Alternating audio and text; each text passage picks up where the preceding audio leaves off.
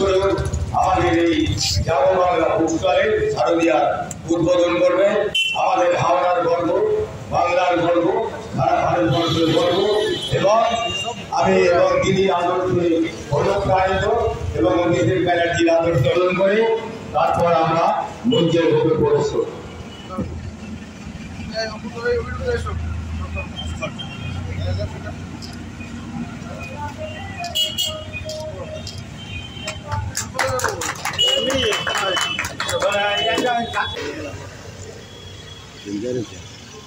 वंदे मातरम, वंदे मातरम, वंदे मातरम, वंदे मातरम। तृणमूल कांग्रेस जिंदाबाद, तृणमूल कांग्रेस जिंदाबाद। मामाटी মানুষের নেত্রী মমতা ব্যানার্জি জিন্দাবাদ, জিন্দাবাদ, জিন্দাবাদ। মামাটি মানুষের নেত্রী মমতা ব্যানার্জি জিন্দাবাদ, জিন্দাবাদ, জিন্দাবাদ। আমাদের যুব নেতা অভিষেক ব্যানার্জি জিন্দাবাদ, জিন্দাবাদ, জিন্দাবাদ। আমাদের যুব নেতা অভিষেক ব্যানার্জি জিন্দাবাদ, জিন্দাবাদ, জিন্দাবাদ। তৃণমূল কংগ্রেস জিন্দাবাদ, তৃণমূল কংগ্রেস জিন্দাবাদ। অসংখ্য ধন্যবাদ। প্রত্যেক বছরই তো আমার একটা 15 দিনের মধ্যে যেই জাগরণের উদ্বোধনে আসা এবং এখান থেকে যে পরিমাণ বই বিক্রি হয়, সাধারণ মানুষের যে ভিড় থাকে, মানুষের যে উৎসাহ থাকে এবং বিশ্বনাথ যেভাবে গোটাটা ম্যানেজ করে, বিশ্বনাথকে ব্যক্তিগতভাবে প্রথমেই ধন্যবাদ জানাই। গতবারও তিনি বেস্ট সেলার হয়েছিলেন, আশা করি এবারও সেটা ধরে রাখবেন, শিরোপা ধরে রাখবেন এবং তাতে আপনাদের প্রত্যেকের সহযোগিতাও পাবো।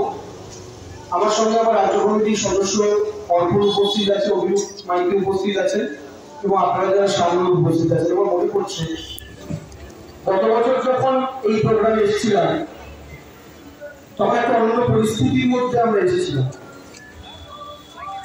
মিথ্যাচার, ফেক নিউজ সবকিছু রটিয়ে একটা এমন পরিস্থিতি তৈরি করা হয়েছিল যে পরিস্থিতিতে দাঁড়িয়ে প্রায় এরকম হওয়ার দুর্গাপুজোর কিছু দরকার নেই। মায়ের আনন্দ উৎসব সবটা ওটা বন্ধ করে দেওয়ার প্রয়োজন আছে। সেই জায়গা থেকে দাঁড়িয়ে আজকে 1 বছর পরে যখন আমরা দুর্গাপুজো পালন করছি তখন আপনারা নিজেরাই বুঝতে পারছেন পরিস্থিতি কতটা ভিন্ন। গোটা ঘটনার মধ্যে তার রাজনৈতিক যে লোকদানগুলো কতটা উন্মুক্ত হয়ে গিয়েছে সেটা সেদিন হয়তো আমরা হাতে গোটা কয়েকজন সেটা বিশ্বাস করছিলাম, আজকে গোটা বাংলা সেটা বিশ্বাস করছে। 1 বছর পরে একই জায়গায় দাঁড়িয়ে বাঙালির শেষ কবিতা তাকে কেন্দ্র করে আজকে এই স্থলে ওপেনিং করলেন আপনি বিশ্বনাথ দার তত্ত্বাবধানে। তো সাধারণ মানুষকে এই শারদীয়া পুজো উপলক্ষে কি বার্তা দেবেন? দেখুন, শারদীয়া উপলক্ষে তো আমার বার্তা দেওয়ার কিছু নেই। বার্তা তো একটাই, মা যেভাবে এক চালায় সমস্ত সন্তান সন্ততিকে নিয়ে একত্রে আছে, আমরা যেন সেই এক চালাতে আমাদের গোটা পৃথিবীটাকে বেঁধে রাখতে পারি, একই সংসার একই পৃথিবীর অংশ হিসাবে। মমতা বন্দ্যোপাধ্যায়ের একটা গান আছে যেটা পুজোর গান, পুজোর থিম সং, তিনি সুরুচি সঙ্গের জন্য লিখেছিলেন যে এই পৃথিবী একই মাটি একই আকাশ বাতাস, সীমানা থেকে সীমানা ছাড়িয়ে একই প্রাণের বিকাশ। এই যে তিনি গানটা লিখেছিলেন অর্থাৎ বিশ্ব ভ্রাতৃত্বের কথা বলেছিলেন। তো সেই জায়গা থেকে দাঁড়িয়ে আমার মনে হয় গোটা পৃথিবীর সমস্ত মানুষকে, দেশ জাতি ধর্ম ভাষার গণ্ডি পেরিয়ে আমরা প্রত্যেকে মানুষ, শুধু এই পরিচয় নিয়ে যদি আমরা একত্রিত হতে পারি তাহলে আমার মনে হয় পৃথিবীর সমস্ত হানাহানি বন্ধ হয়ে যেতে পারে। আমরা নিজেদের মধ্যে এখন এত ক্ষুদ্র হয়ে যাচ্ছি যত দিন যাচ্ছে, যে দেশ থেকে শহর, শহর থেকে জাতি, জাতি থেকে ধর্ম, ধর্ম থেকে ভাষা, সেখান থেকে পাড়া, পাড়া থেকে প্রতিবেশী, প্রতিবেশী থেকে পরিবার, পরিবার থেকে আমি কাকা জ্যাঠা, সেখান থেকে জ্যাঠার ছেলে ভাইয়ের ছেলে, সেখান থেকে আমি নিজে, আমার স্ত্রী সন্তান, করতে করতে আলটিমেটলি মানুষ আত্মকেন্দ্রিক হয়ে যাচ্ছে, একার মধ্যে এসে বন্দী হয়ে যাচ্ছে। সেলফ স্যাটিসফ্যাকশনই আজকের দিনে আমাদের একমাত্র উদ্দেশ্য হয়ে গিয়েছে। অর্থাৎ আমি কতটা ভালো থাকতে পারি, আমার কোথায় ভালো হতে পারে। তো আমার মনে হয় মা দুর্গা সেখান থেকে একটা বার্তা দিচ্ছেন যে একটা বৃহত্তর চালার মধ্যে তিনি একত্রিত সবাইকে নিয়ে বাস করছেন। তাতে যেমন অসংখ্য প্রাণী রয়েছে যারা একে অপরকে খায়, একই চালার মধ্যে মহিষ রয়েছে, যে মহিষ মৃত, মায়ের পায়ের নিচে রয়েছে সিংহ, এদিকে সিংহ রয়েছে, আবার এদিকে মাথার উপরে মহাদেব রয়েছেন, যে মহাদেবের সাথে ষাঁড় বাহন হিসাবে রয়েছে। তো সিংহ তো ষাঁড়কে ফেলে ছাড়বে না, কিন্তু আর একসাথে আছে। কার্তিকের এদিকে ময়ূর রয়েছে, আবার মা দুর্গার এক হাতে সাপ রয়েছে, যে সাপটা মহিষাসুরকে ছোবল মারছে। ময়ূর তো সাপকে ফেলে ছাড়বে না, একসাথে আছে। এদিকে গণেশের পায়ের নিচে রয়েছে ইঁদুর, আবার মা লক্ষ্মীর পায়ের নিচে রয়েছে পেঁচা, তো পেঁচা ইঁদুরকে ফেলে ছাড়বে না, তারা এক চালার তলায় আছে।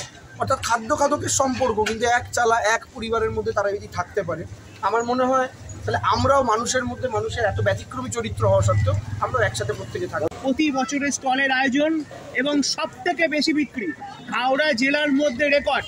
এবছরও শুরু করলেন জাগো বাংলা পত্রিকা স্টল, তার সঙ্গে আছে মমতা বন্দ্যোপাধ্যায়ের প্রায় সমস্ত বই আছে। কি বলবেন? এখানে বলার কিছু নেই। এবার আমরা পুরানো দিনের তৃণমূল কংগ্রেসের সৈনিক, মমতাদির আদর্শিত এবং আমাদের আইকন, আমাদের হৃদয় স্পন্দন অভিষেক বন্দ্যোপাধ্যায় আমাদের নেতা। আমরা একটা জিনিস বুঝি আমি, যে দল থাকলে আমি থাকবো, আমার অস্তিত্ব থাকলে আমরা সারা বছর দলটা নিয়ে ভাবি। আমি সরাসরি কোনো অনেক পুজোর সাথে থাকি, কিন্তু আমি ব্যক্তিগতভাবে কোনো পুজো দুর্গা পুজোর সাথে থাকি না। তার কারণ আমার কাছে এই জাগো বাংলা বুক স্টলটাই পুজোর, এটাই আমার কাছে পূজা, দুর্গা পূজা। এটাই আমার মা দুর্গার শ্রীচরণে আমি অঞ্জলি দিই। এটাও আমি আমাদের মাননীয় নেত্রী এবং প্রণম্য, এটা এই বইয়ের স্টল করে আমিও ওনার শ্রীচরণে প্রণাম জানাই। এবং আমার হচ্ছে এটাই কাজ, যে এটা মানুষ আগে দেখবেন বিভিন্ন জায়গায় অনেক বুক স্টল হতো, সিপিএম করতো, কিন্তু আমরা এটা এমনভাবে করি, এটা এমন প্রচার করি। এবং দিদির যত রকম প্রকল্প আছে এখানে দেখবেন, সব রকম প্রকল্প আছে এখানে। প্রকল্পে আমরা ফ্লেক্স লাগিয়েছি, তার কারণ আমরা জানি যে দল থাকলে আমাদের অস্তিত্ব থাকবে, দল না থাকলে আমাদের কোনো অস্তিত্ব নেই। সুতরাং দলটাই আমাদের কাছে সব। এবছর আশা করছেন তো আবার সেই রেকর্ড হবে? দেখুন, সেটা তো আমি বলবো না, তবে আমরা হিংস বই তুলেছি এবং দিদির বাড়ি থেকেও বই নিই। আমি প্রতি বছর বিগত প্রায় 3-4 বছর ধরে দিদির বাড়ি থেকেই নিই দিদিমণি, এবং যে পাবলিশার থেকে দিদির লেখা সমস্ত বই আমাদের আছে। এবং আরও কিছু বই আমরা বাচ্চাদের কিছু ছড়ার বইও 2-4টে রাখি, কারণ বাচ্চারা অনেকে আসে। তো আশা করি আমরা আজকে ওই আমাদের দেবাংশু ভট্টাচার্য ওপেনিং করলো, আশা করি উনি প্রতি বছরই আসেন। আশা করি অষ্টমীর মধ্যে আমরা বইগুলো আশা করি বিক্রি করে দিতে পারবো প্রতি বছর। আর রেকর্ড বুঝি না, রেকর্ড কোনো ব্যাপার না। শুনুন, রেকর্ড নয়, এটা যে অন্তর থেকে যত বেশি দলকে ভালোবাসবে সে তত বেশি তার বই বিক্রি হবে। এটা আন্তরিকতার ব্যাপারটাকে, এখানে কোনো রেকর্ডের ব্যাপার নেই। আমি কারোর সাথে কারো কম্পিটিশন কেন করব? যারাও স্টল করেছে তারাও তো আমাদেরই দলের লোক, নেতৃত্বস্থানীয় মানুষ। তো আমি সেসবের মধ্যে যাই না, আমি আমার নিয়ে থাকি। আমি দলকে ভালোবাসি, দলের একজন পুত্র সৈনিক, আমি এইভাবেই চলাচ্ছি।